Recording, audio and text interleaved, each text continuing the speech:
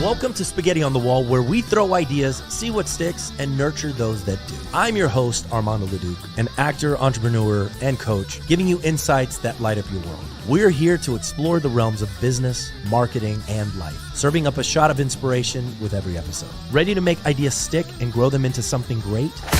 Let's dive in. Good morning, good afternoon, and good evening, depending on when you are consuming this podcast. I know we're live. But a lot of our people listen to Spotify and Apple and iHeartRadio. So thank you guys for tuning in. Hassan Bash in the house. What's up, dude? What's up, man? It's good seeing you, man. Good to see you. So we had the privilege of getting to know each other on Charles Bird's Flow Mastermind in Cabo. Yes, that was legit. Yeah, it was super legit. Loved it. Loved hanging out, and was just like, man, I want to connect with Hassan. You got a lot of cool things happening. One of which you were talking about Saudi Arabia being the next go-to spot, and I want to kind of delve into that. But give us a 2-minute backstory on how you got where you got. Definitely, man. Well, I started my journey in fitness. It all started to lose a lot of weight. I mean, I lost a lot of weight. A lot of weight for me at the time was 20, 30 pounds when I was a chubby high school kid going into college. Throughout those years, I started with fitness and getting addicted to understanding and obsessed with understanding macros and the aspect of protein, carbs, sugar, all that good stuff. And I started to do men's physique shows. And that journey gave me the foundation to understand being committed to something and being obsessed with one thing could lead to a lot of great things. And that's where the journey started in entrepreneurship. And then that became my journey to start a business. And my first journey of starting a business was having a social media marketing agency, or for say helping other people building their social media platforms. When I was like 17, 18 years old, I know I look like that maybe now, but that's almost over a decade ago. And the journey still continues, not with social media, not with a marketing agency. I have completely transitioned as an embedded operator. And when I say an embedded operator, basically helping a few founders a year with their operations, and basically streamlining their operations, helping them with connections. And the thing that I'm excited about, which you said Saudi Arabia, because I'm half Saudi, half American, is basically really understanding how to leverage your unfair advantage. I think in our journey in life, there's so many opportunities and so many shiny objects, but we forget about looking at what is your unfair advantage. As a Saudi American, one of the unfair advantages is I have a great Rolodex over the years in Saudi and the States. And there's nothing better than actually thinking about how can I position myself in a marketplace where I could serve and also do the things that I enjoy doing, which is basically bridging the gap between the US and Saudi Arabia. Saudi Arabia is a growing market. There's so many things happening. We'll talk about that here in a second. But, from fitness to a marketing agency, to becoming a marketer, to understanding the ecosystem of driving leads or getting traffic. I had a specifically Facebook ad agency, and that taught me a lot, helping clients, local businesses, all the 9 yards. And that transitioned to really, kind of like breaking down what exactly do I want? Because that's the hardest thing as an entrepreneur. It's like really knowing what exactly do you want? Of course you want to make an income. Of course you want to have an impact, all that great stuff. But it's important for you to be obsessed of the things that you enjoy doing so that you could do it for a long time and keep growing from there. What do you say to people? What do you say to founders that are creative visionaries that have 30 ideas, that want like 100 things, right? Because some people's problem isn't the lack of want, it's they want too much. It's over and prioritizing, right? And we'll get into, how they're wasting 15 hours a week. But what are you saying to visionaries that have that problem? The way it starts is very simple. I bring up two people. I bring up Steve Jobs and I bring on Elon Musk. If we look at Steve Jobs, Steve Jobs was about almost 80, 90% signal. And there's this concept, if you search it up, signal versus noise. What's signal and what's noise? And the thing that I learned a lot from those two people is understanding what is signal and what is noise. And when a visionary is there, is being able to be creative and have more ideas, which is awesome. But there's seasons that you have to signal and just signal all the way to hit those specific things that you want to hit.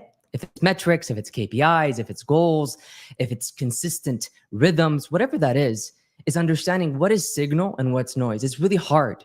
And the more signal that you have, the more complex, because then you're sacrificing a lot of things. So it's not easy, because it's not something that we all could 100% signal and let go of personal life and let go of other relationships in our life and say no to everything, because then it becomes more complicated.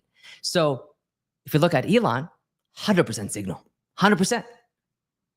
The guy is just like going at it. There is no noise, 100%. Liking him not. It's, Steve Jobs, if you research all the employees that worked for him, you see how he was as a leader. Right. And based on all the interviews you listen online, he was not nice. So coming back to your question about visionaries, when I get to work with these visionaries and become a embedded operator, helping with their operations and system, the question is, how many projects are you working on? And usually it's like more than 20 projects, and it's not fully delegated, and they don't have a way to delegate it. They don't know how to delegate it. They don't even know the difference between identify what is exactly a project, and identify what exactly is a goal, and identify what's a task. Those three things are very different than each other, and the time doing it. So coming back, knowing what's signal and what's noise is very important. I love goal, project, and task. Let's get into that. What is it would be goal first, then project and task? That's a good question. So it starts with, of course, goal, project, task. Right. What's like, for example, what is the goal by the end of the year and your fitness goal? Let's say, for example, you want to lose 20 pounds, 30 pounds, whatever that is. And let's say that's a specific goal. Now, what's the project? Well, the project is basically how you're going to get there. And what does that look like? And what are the main habits behind it? Because there's goal, there's projects, and as there is specific tasks, there's also habitual tasks that are repetitive, that you don't have to think about. You just have to eat the same thing over and over again. You just have to eat the same exact thing over and over again, or just eat the same exact time over and over again so that you don't have to think about it. So goal is specific. Project is a project that is going to take you between more than 3 weeks to 4 weeks. If that's how much time is going to take you. And there's specific tasks, and sometimes there's habits. That's a rhythm. It's the same exact thing. You're having lunch at the same time. You're going to the gym at the same time. You're having food at a certain time. Again, if you're signaling and hearing this, there's seasons for things. It's not about being perfect here or being a robot. It's about how can you signal at the right seasons. There's season that you're going to focus more on your health. There's season you're going to focus more on cash flow. There's season you're going to look at your books and find out, oh my God, we got to save on taxes and we got to work on our taxes because I'm going to spend a shit ton of money on taxes by the end of the year. So how do we save on that? So then, so on and so forth. So goal, project, task, habit, so on and so forth. Yeah, no, I love that concept. It was, we started working with a Bloom Growth coach, was a version of EOS. And what we had found, a couple of years ago when we were putting our priorities or rocks or goals, whatever you want to call them, right? And we would all agree that these are the most important things that we need for the business. And we would get the priorities done and we go, okay, you're in charge of this priority. And then what we were finding is that, yeah, we had the goal. Yeah, we had the deadline, but we didn't have the milestones in between to get that goal done, right? Like it was just kind of there. And once we started creating the milestones down in a way where it made sense, weekly, what we're doing, daily, what we're doing, hourly, what we're doing, and then throwing them into the KPIs. And we're like, okay, this is making more sense. Now we have an achievable goal, and it's not just some goal that we wrote on a wall hoping to get to. Absolutely. It comes back to the rhythms. Like you could let go of a lot of the goals, but the most important thing is having a rhythm. For example, like for me, almost now I would say 9 years straight, man.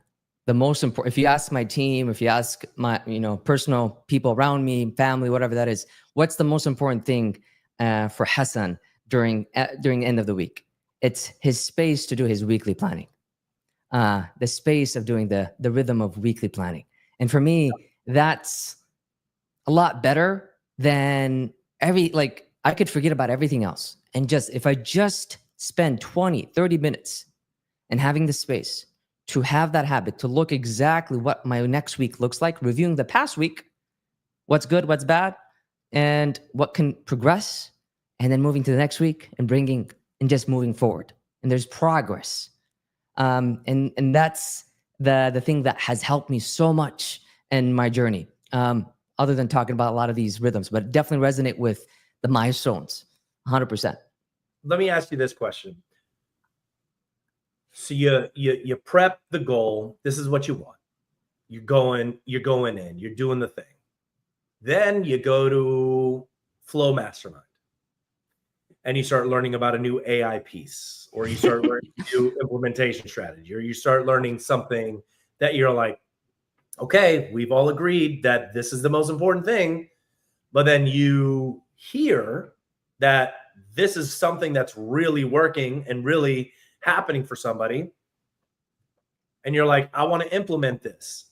What are you doing to prevent yourself from, where's the discernment as to going, yeah, you know what? I know we were on this track, but this is a much faster track. We've got to maybe let this go so that we can move into here.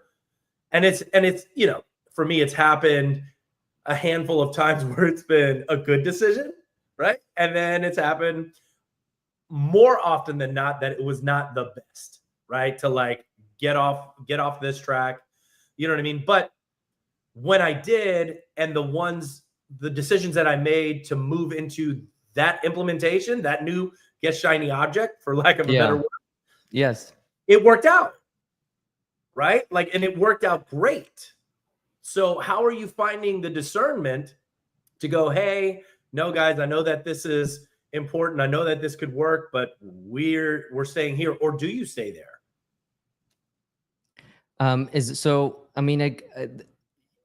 The question for you, like if you could just specify the question, is like, how do you go through when there's a lot of opportunities, because opportunities are always going to be there. When there's a lot of opportunities there, how do we navigate based on the projects that we're currently working on, and the opportunities are always coming in? It's like that, that might be better. Is that the question?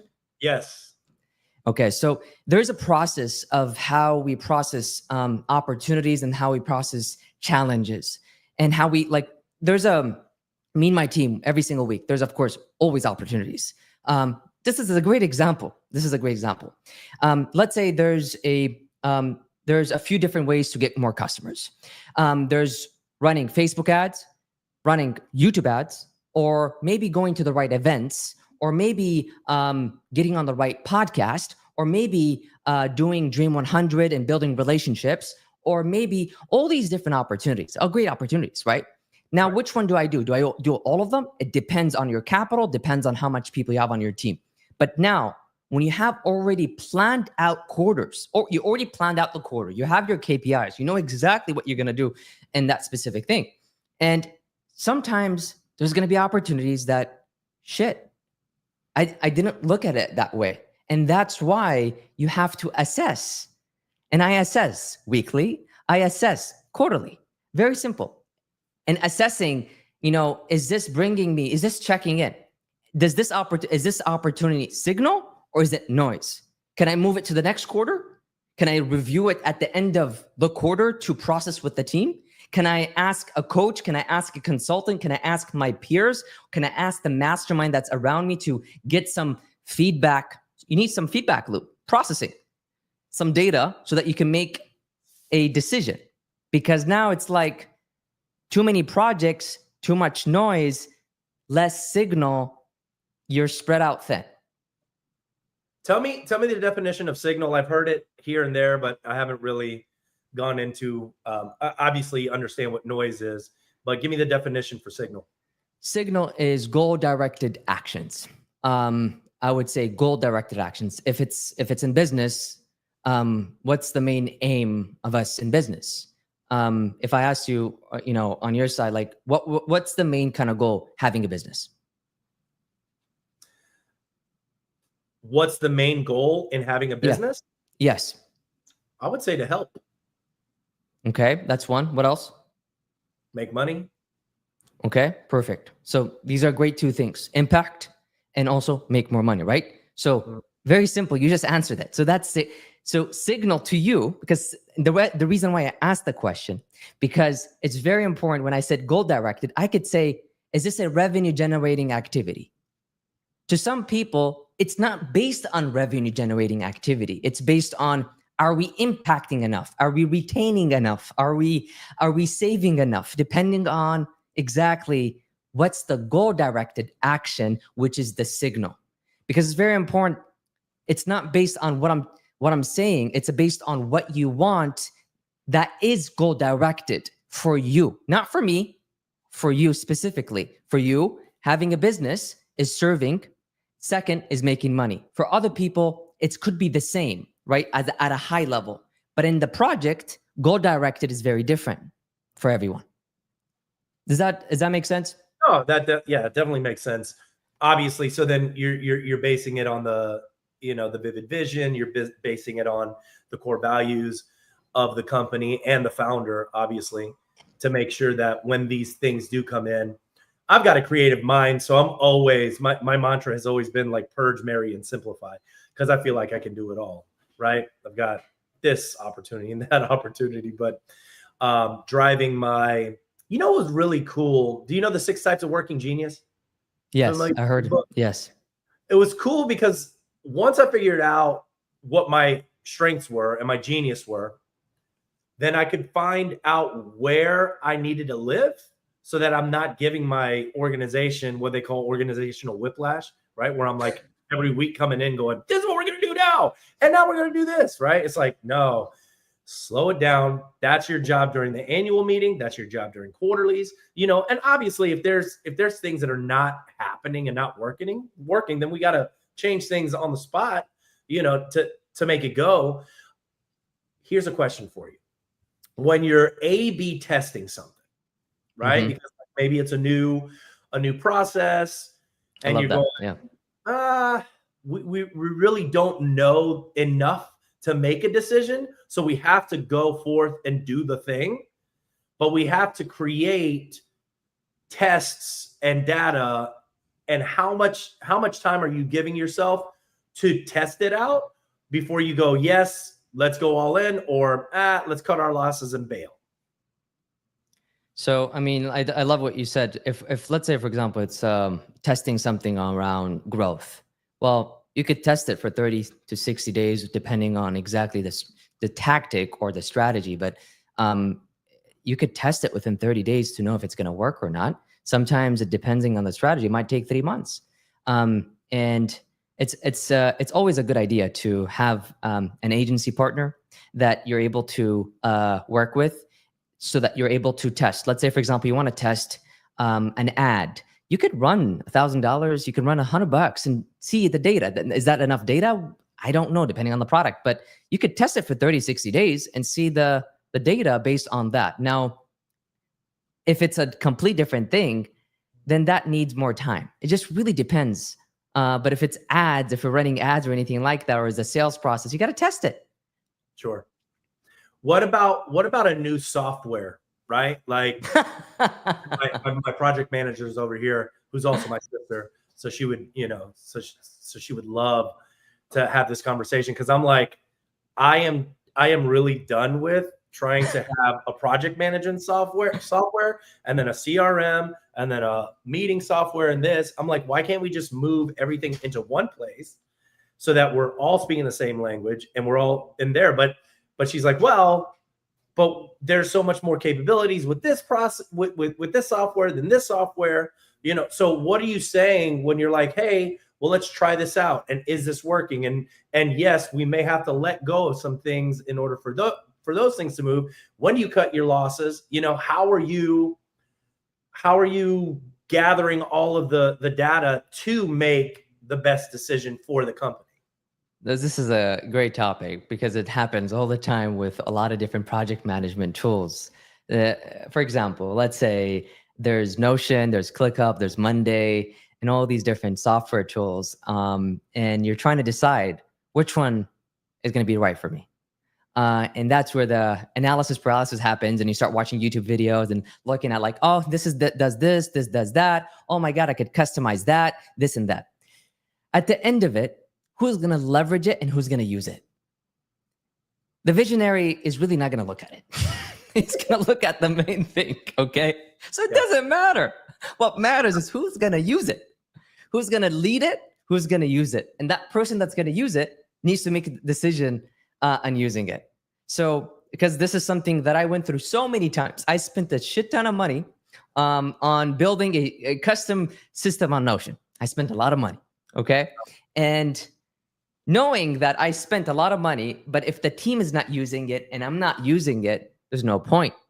Right. Like I could spend 7, 8, 20 grand on a Notion system, like build that custom. This is a few years ago, and beautiful, looks good. But is anyone using it? Am I using it? Is the whole team using it? If we're not using it, there's no point. So my question comes back to who is going to be the lead? Who is going to be the wearing the integrated hat? Because for me, it's less friction is always better. Yeah, 100%. Hassan, I could have you on for another 30 minutes, and we will. We're going to do this again because I really enjoyed the conversation with you. But how did people find, who do you work with, and how do people find you? So you could search me up, Hassan Bash, online, Google me or whatever. Everything will come up, or LinkedIn. You could connect with me on LinkedIn. Easy to find, Hassan Bash, Hassan Bash. And yeah, I think that's where you can find me. And you basically, you know, at the end of the day, I'm bridging the US and Saudi Arabia and building the right relationships so that people could do business on an international level between the US and Saudi Arabia. I work with a few clients every single year as an embedded operator. I execute, it's done with and done for, and basically helping them save time and integrate. Love it. Hassan, smart guy. Love what you're doing. Thanks for being on. And Absolutely. Thank you for having me. Heck yeah. And that episode brought to you by Leduc Entertainment for all of your production needs, podcasts, organic social, client journey videos, whatever video you need, make a video. We'll see you soon. Keep watching, keep listening. Talk soon.